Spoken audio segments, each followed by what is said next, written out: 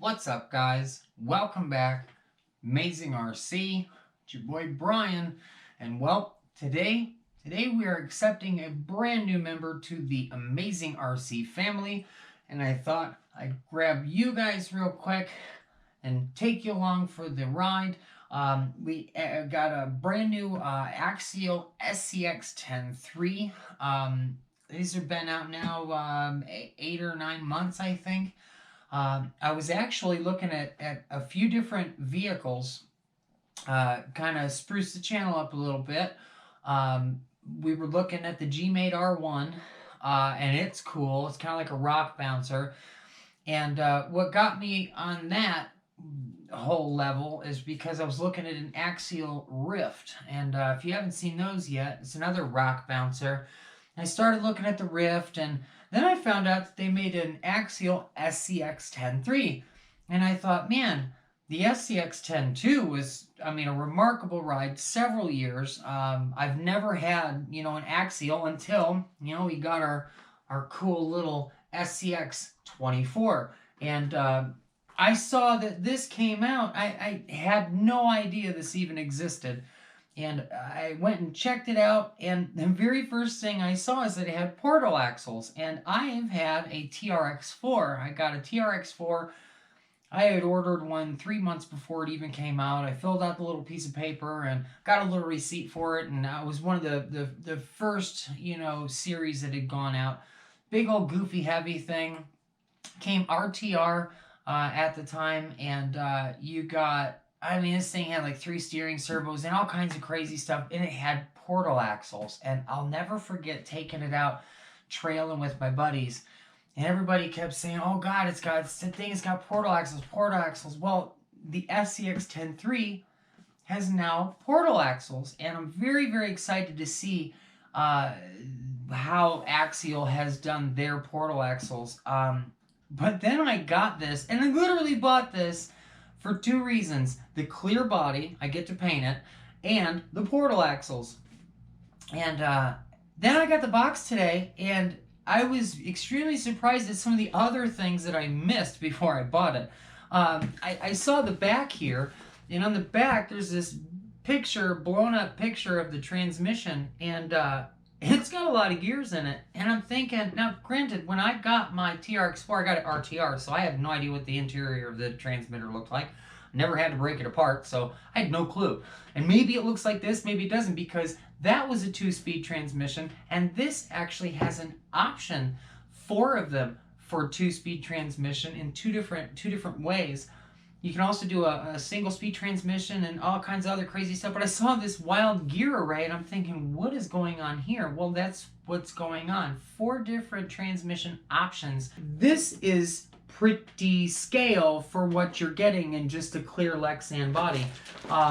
Here's some more things that this has that the SCX10iii doesn't have. This has really good rock slides, and they're connected to inner fender, like fender wells, My TRX4 had fender wells.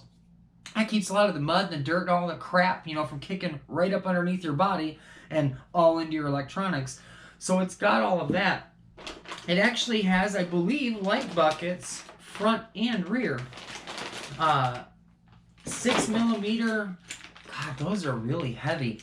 I tell you what, just picking up the links, those are heavy. These are supposed to be 6mm links. And I tell you what, I've never had a set of links in my hands that were anything close to as much as these weigh. I'm just taking bags out now. I don't even know what I'm doing. You can tell I'm excited. It's got really nice light buckets, front and rear. Yep, front as well. It's got an interior roll cage that also, goes under here. It also has a semi-interior. It's got a little driver. They really went, above and beyond. God, even the plastic parts, they feel very substantial. So I'm going to get this built pretty quick. Oh, it also has a engine cover, to go over your motor. The very first time I get a Holmes Hobby motor, and I'm going to cover it up with a plastic engine cover. Really nice, super squishy tires. It's got 3-piece bead locks, so you can get these things, mount it up real quick, no glue. You know, you just mount them and go. You want to swap your tires, you can, you know, mount those and go. Here's the interior. It's got a little half interior. You know, like the old SCX10iii, one of the later models they put out, had a little flat interior with a roll cage. I can do that with this as well. You know, flat interior. Here's the roll cage. So I can go sans body if I want to. I tell you, I might paint this, and then we might do something special with it. Because I'm telling you, I want to get a hard shell body. I want a hard shell body that comes in a box like this, that takes you goofy amounts of time to actually put together. That's what we're gonna do with this. I want super squishy, you know, springs. I mean, just I want this thing to cruise on down the trail, and all you see are the wheels going bananas, and the body's just floating like a Cadillac. That's what I want. I've got Quan. I see you out there. I got some good friends out there that got some really cool, and he's got an SCX10 too, and it just made me fall in love with the suspension game. You can really get your suspension laid out to where it looks just wild as you're rolling down the strip. So we might do something really weird and extra special. I'm not going to say giveaway or anything, but we might do something wild with this.